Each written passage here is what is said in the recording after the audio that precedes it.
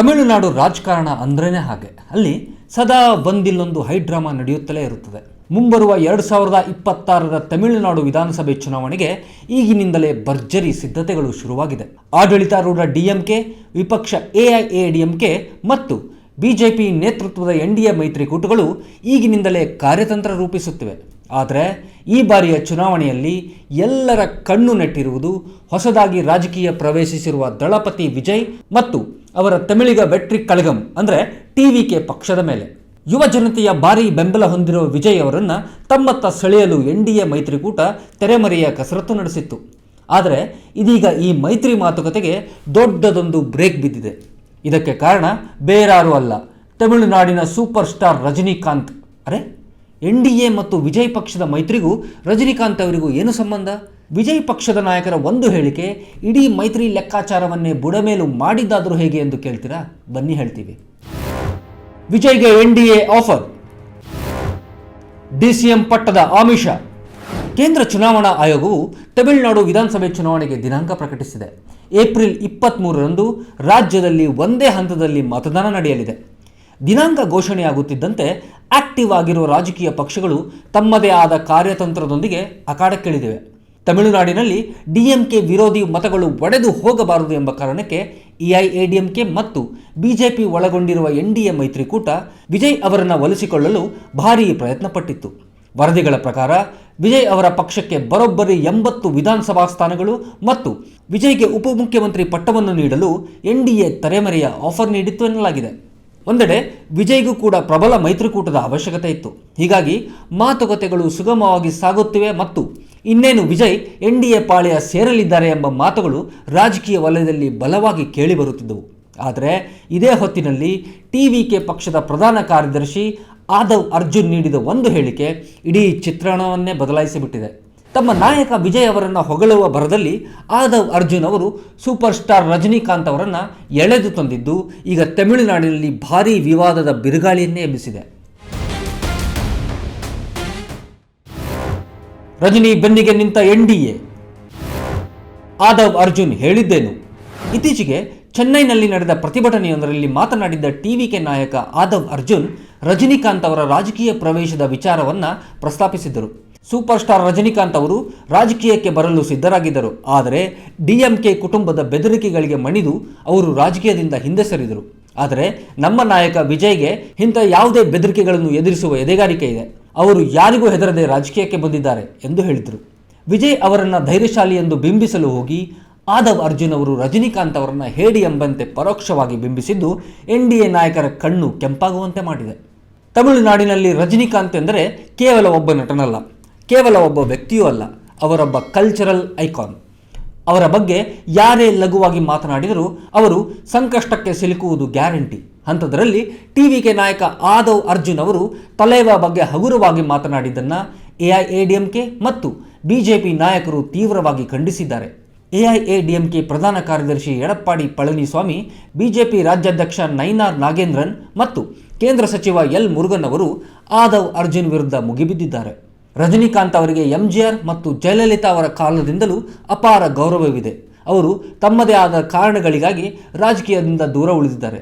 ಅದನ್ನು ಗೌರವಿಸಬೇಕೇ ಹೊರತು ಹೀಗೆ ರಾಜಕೀಯ ಲಾಭಕ್ಕಾಗಿ ಅವರನ್ನು ಬಳಸಿಕೊಳ್ಳುವುದು ರಾಜಕೀಯ ಅಸಭ್ಯತೆ ಎಂದು ಪಳನಿಸ್ವಾಮಿ ಕಿಡಿಕಾರಿದ್ದಾರೆ.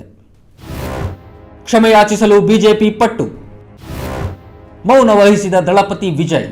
ಇನ್ನು ಬಿಜೆಪಿ ನಾಯಕರಂತೂ ಒಂದು ಹೆಜ್ಜೆ ಮುಂದಕ್ಕೆ ಹೋಗಿ ಆದವ್ ಅರ್ಜುನ್ ತಕ್ಷಣವೇ ರಜನಿಕಾಂತ್ ಅವರ ಕ್ಷಮೆ ಯಾಚಿಸಬೇಕು ಎಂದು ಪಟ್ಟು ಹಿಡಿದಿದ್ದಾರೆ. ತಮಿಳುನಾಡಿನ ಜನರು ಮತ್ತು ರಜನಿ ಅಭಿಮಾನಿಗಳು ಈ ಹೇಳಿಕೆಯನ್ನು ಎಂದಿಗೂ ಕ್ಷಮಿಸುವುದಿಲ್ಲ. ವಿಜಯ್ ಅವರು ತಮ್ಮ ನಾಯಕನ ಕೈಲಿ ಕ್ಷಮೆ ಕೇಳಿಸಬೇಕಿತ್ತು ಎಂದು ಬಿಜೆಪಿ ರಾಜ್ಯಾಧ್ಯಕ್ಷ ನೈನಾರ್ ನಾಗೇಂದ್ರನ್ ಒತ್ತಾಯಿಸಿದ್ದಾರೆ. ಆದರೆ ವಿಜಯ್ ಮಾತ್ರ ಈ ವಿಚಾರದಲ್ಲಿ ಜಾಣ ಮೌನ ವಹಿಸಿದ್ದಾರೆ. ತಮ್ಮ ಪಕ್ಷದ ನಾಯಕನ ಹೇಳಿಕೆಯನ್ನು ಅವರು ಖಂಡಿಸಿಲ್ಲ, ಕ್ಷಮೆ ಕೇಳುವಂತೆಯೂ ಸೂಚಿಸಿಲ್ಲ. ವಿಜಯ್ ಅವರ ಈ ನಡೆ ಎನ್ಡಿಎ ನಾಯಕರಿಗೆ ತೀವ್ರ ಅಸಮಾಧಾನ ತರಿಸಿದೆ. ರಜನಿಕಾಂತ್ ಅವರಂಥ ದಿಗ್ಗಜನನ್ನು ಅವಮಾನಿಸುವ ಪಕ್ಷದ ಜೊತೆ ಮೈತ್ರಿ ಮಾಡಿಕೊಂಡರೆ ಕೋಟ್ಯಾಂತರ ರಜನಿ ಅಭಿಮಾನಿಗಳ ಕೆಂಗಣ್ಣಿಗೆ ಗುರಿಯಾಗಬೇಕಾಗುತ್ತದೆ ಎಂಬ ಭಯ ಎನ್ಡಿಎ ಮೈತ್ರಿಕೂಟವನ್ನು ಕಾಡಲಾರಂಭಿಸಿದೆ. ಹೀಗಾಗಿಯೇ ವಿಜಯ್ ಪಕ್ಷದೊಂದಿಗಿನ ಎಲ್ಲ ತರೆಮರೆಯ ಮಾತುಕತೆಗಳಿಗೆ ಎನ್ಡಿಎ ಬ್ರೇಕ್ ಹಾಕಿದೆ. ತಮಿಳುನಾಡು ರಾಜಕೀಯದಲ್ಲಿ ಎದ್ದಿರುವ ಈ ಹೊಸ ಬಿರುಗಾಳಿ ಮೈತ್ರಿ ಲೆಕ್ಕಾಚಾರವನ್ನು ಸಂಪೂರ್ಣವಾಗಿ ತಲೆ ಕೆಳಗಾಗುವಂತೆ ಮಾಡಿದೆ. ಟಿವಿಕೆ ಜೊತೆಗಿನ ಮೈತ್ರಿ ಮಾತುಕತೆಗಳು ಆರಂಭವಾಗುವ ಮೊದಲೇ ಎನ್ಡಿಎ ಹಿಂದೆ ಸರಿದಿರುವುದು ತಮಿಳುನಾಡು ರಾಜಕೀಯದಲ್ಲಿ ಭಾರೀ ಸದ್ದು ಮಾಡುತ್ತಿದೆ.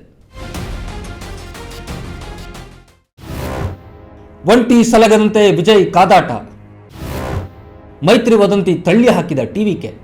ಇತ್ತ ಎನ್ಡಿಎ ನಾಯಕರು ರಜನಿಕಾಂತ್ ಅವರ ಕಾರಣಕ್ಕೆ ಟಿವಿಕೆ ಪಕ್ಷದಿಂದ ಅಂತರ ಕಾಯ್ದುಕೊಳ್ಳುತ್ತಿದ್ದಂತೆ ವಿಜಯ್ ಅವರ ಪಕ್ಷ ಕೂಡ ತಿರುಗೇಟು ನೀಡಲು ಮುಂದಾಗಿದೆ.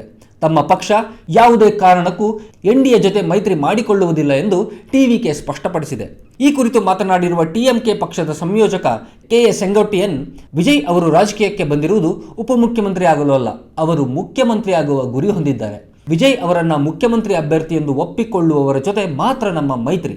ನಾವು ರಾಜ್ಯದ ಎಲ್ಲ 234 ಕ್ಷೇತ್ರಗಳಲ್ಲೂ ಏಕಾಂಗಿಯಾಗಿ ಸ್ಪರ್ಧಿಸಲು ಸಮರ್ಥರಿದ್ದೇವೆ ಎಂದು ಹೇಳುವ ಮೂಲಕ ಎನ್ಡಿಎಗೆ ಸಡ್ಡು ಹೊಡೆದಿದ್ದಾರೆ.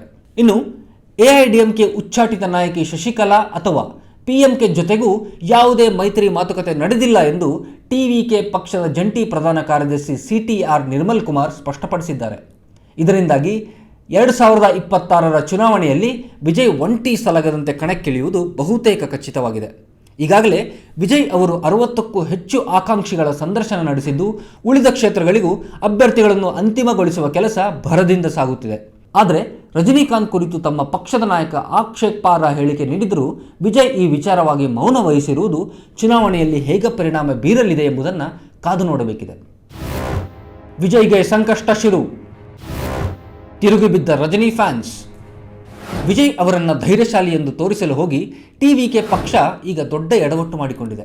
ರಜನಿಕಾಂತ್ ಅವರ ಮಾಜಿ ಸಲಹೆಗಾರ ಅರ್ಜುನ ಮೂರ್ತಿ ಅವರು ಈ ವಿಚಾರವಾಗಿ ವಿಜಯ್ಗೆ ಬಹಿರಂಗ ಪತ್ರ ಬರೆದಿದ್ದು, ಅರೆಬೆಂದ ರಾಜಕೀಯ ಜ್ಞಾನ ಇರುವವರನ್ನು ಪಕ್ಷದಲ್ಲಿ ಇಟ್ಟುಕೊಂಡರೆ ಅದು ನಿಮಗೆ ದೊಡ್ಡ ಹೊರೆಯಾಗಲಿದೆ ಎಂದು ಎಚ್ಚರಿಕೆ ನೀಡಿದ್ದಾರೆ. ತಮಿಳುನಾಡಿನಂಥ ರಾಜ್ಯದಲ್ಲಿ ಸಿನಿಮಾ ತಾರೆಯರ ಇಮೇಜ್ ರಾಜಕೀಯದಲ್ಲಿ ದೊಡ್ಡ ಪಾತ್ರ ವಹಿಸುತ್ತದೆ. ರಜನಿಕಾಂತ್ ಅವರ ವರ್ಚಸ್ಸಿಗೆ ಧಕ್ಕೆ ತರುವ ಮೂಲಕ ವಿಜಯ್ ಪಕ್ಷವು ತನ್ನ ಸಂಭಾವ್ಯ ಮಿತ್ರರನ್ನು ಮಾತ್ರವಲ್ಲ, ದೊಡ್ಡ ಮಟ್ಟದ ಮತ ಬ್ಯಾಂಕನ್ನು ಕೂಡ ಕಳೆದುಕೊಳ್ಳುವ ಅಪಾಯವನ್ನು ಮೈಮೇಲೆ ಎಳೆದುಕೊಂಡಿದೆ.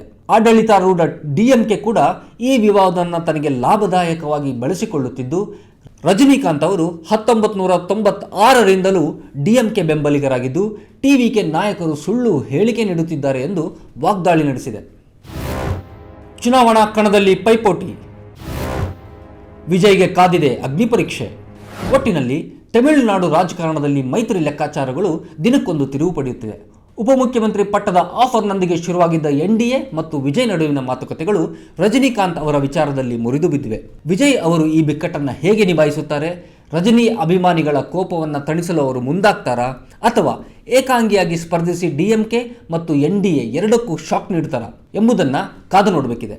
ಆದರೆ ಒಂದು ಮಾತಂತೂ ಸತ್ಯ, ರಾಜಕೀಯದ ಚದುರಂಗದಾಟದಲ್ಲಿ ಒಂದು ಸಣ್ಣ ಹೇಳಿಕೆ ಕೂಡ ಎಂಥ ದೊಡ್ಡ ಪರಿಣಾಮ ಬೀರಬಲ್ಲುದು ಎಂಬುದಕ್ಕೆ ತಮಿಳುನಾಡಿನಲ್ಲಿ ಈಗ ನಡೆಯುತ್ತಿರುವ ಈ ಹೈಡ್ರಾಮಾವೇ ಜ್ವಲಂತ ಉದಾಹರಣೆ. ಚುನಾವಣೆಗೆ ಇನ್ನೂ ಸಮಯವಿದ್ದು ಅಲ್ಲಿಯವರೆಗೆ ಇಂಥ ಹಲವು ರಾಜಕೀಯ ಸುಂಟರಗಾಳಿಗಳು ರಾಜ್ಯದಲ್ಲಿ ಏಳುವುದರಲ್ಲಿ ಯಾವುದೇ ಅನುಮಾನವಿಲ್ಲ. ಇದಾಗಿತ್ತು ಈ ಹೊತ್ತಿನ ವಿಶೇಷ. ಇದೇ ರೀತಿಯ ಇಂಟ್ರೆಸ್ಟಿಂಗ್ ಸ್ಟೋರಿಗಳಿಗಾಗಿ Vijaya Karnataka web page, YouTube page ಮತ್ತು ಫೇಸ್ಬುಕ್ ಪೇಜ್ ಫಾಲೋ ಮಾಡಿ. ಧನ್ಯವಾದಗಳು.